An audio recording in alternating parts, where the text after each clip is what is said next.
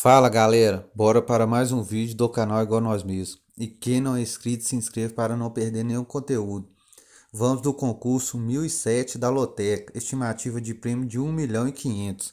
E sem mais delongas, bora para as análises. Primeiro confronto aqui galera, Corinthians vs Flamengo. O Corinthians é o quarto colocado, o Flamengo o oitavo.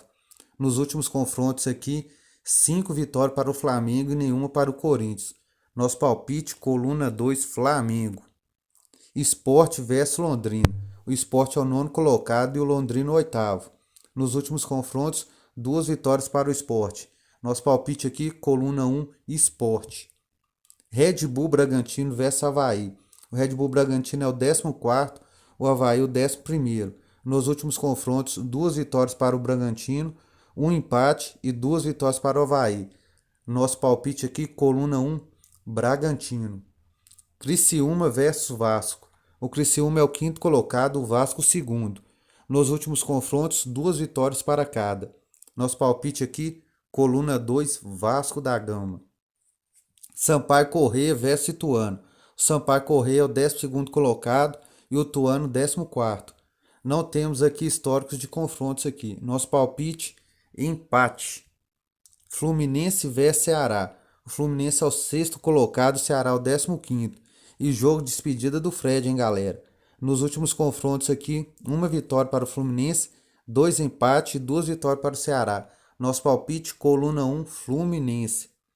Goiás vs Atlético Paranaense. O Goiás é o 17º colocado, o Atlético Paranaense o segundo.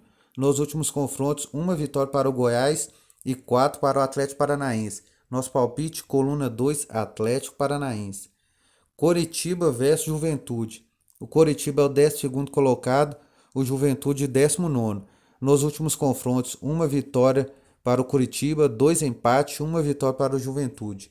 Nosso palpite, coluna 1, Coritiba. Botafogo de São Paulo vs Ipiranga. O Botafogo é o quinto colocado e Ipiranga o 10º. Nos últimos confrontos, 3 vitórias para o Botafogo e 2 para o Ipiranga.